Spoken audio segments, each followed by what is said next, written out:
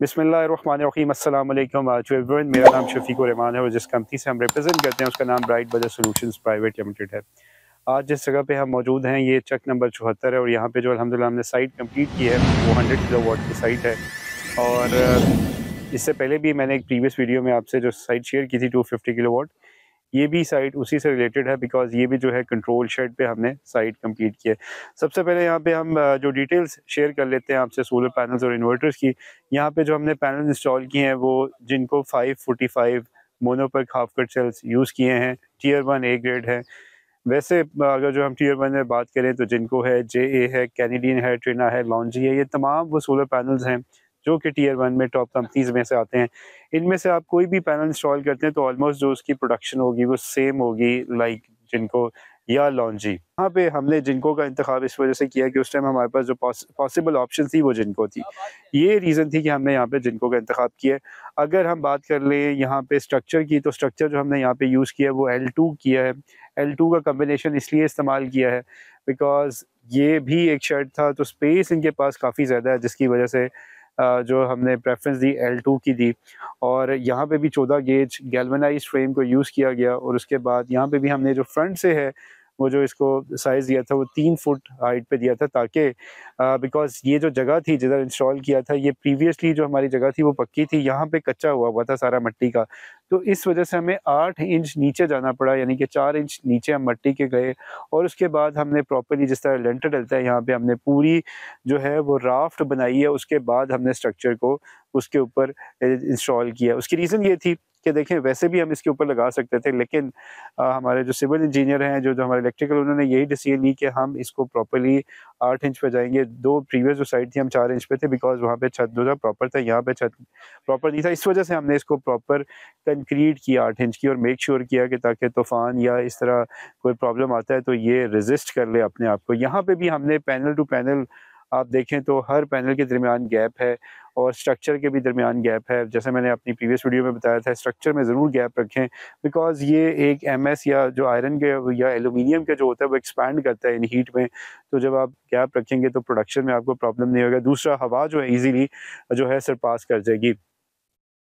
अब बात कर लें हमने यहाँ पे जो केबल इस्तेमाल किया इन पैनल्स के साथ, तो हमने 6 mm tin coated double PVC use किया केबल। उसकी रीज़न ये है कि सिस्टम बड़ा है, इस वजह से हमारी कोशिश होती है कि सिस्टम को हम जब भी इंस्टॉल करें तो प्रॉपर एक्सपेंशन के प्लान के हिसाब से इंस्टॉल करें, ताकि फ्यूचर में अगर जो ये 150 किलोवाट पे इसको साइट पे लेके जाना चाहते हैं या मज़ीद, तो इनके पास ऑलरेडी एक्सपेंशन हो।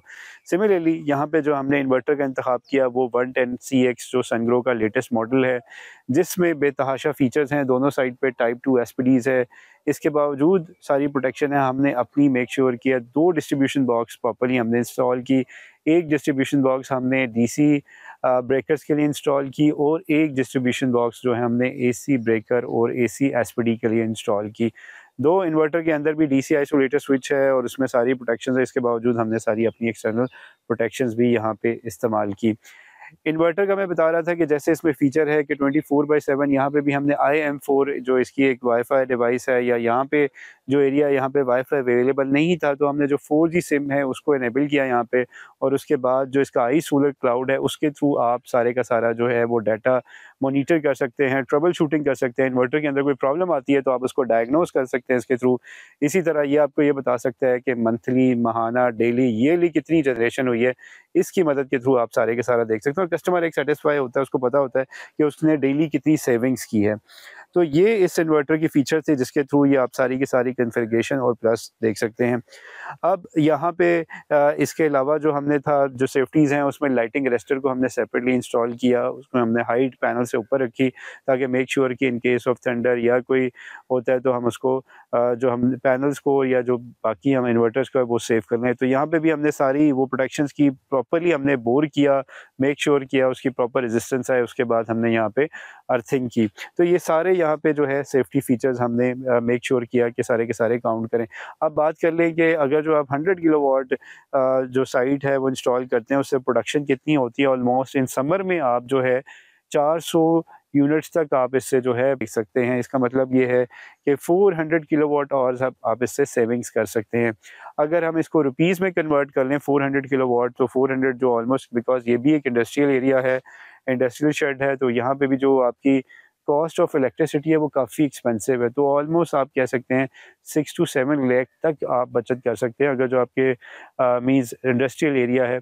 तो ये that is one of the best solution, because इसकी जो लाइफ है, जैसे मैंने बताया, पैनल्स की 25 ईयर्स लीनियस परफॉर्मेंस वारंटी है, 12 ईयर्स प्रोडक्ट वारंटी है। इसी तरह इन्वर्टर की बात की जाए तो 5 ईयर्स सालाना वारंटी के साथ है, जिसके means warranty does not means कि इसके बाद जो है पैनल्स या इन्वर्टर परफॉर्म नहीं करेगा, but it is a sort of a peace of mind कि इतने अरसे में कोई प्रॉब्लम होता है तो जो कंपनी है दे विल मैनेज इट। सो ये साइट जो थी हमने अल्हम्दुलिल्लाह कंप्लीट किया। अगर जो आप भी चाहते हैं ऐसी साइट इंस्टॉल करना और परेशान है बिजली के बढ़ते हुए बिलों की वजह से, और आप चाहते हैं कि इसकी कॉस्ट का पता करना, तो ऑलमोस्ट जो इस टाइम इसकी कॉस्ट है 128 से 130 या 130 जो है रुपीस पर वॉट जो है इसकी ऐसे सिस्टम की कॉस्ट आती है। So if you have any question you can ask, stay tuned. जज़ाकल्लाह।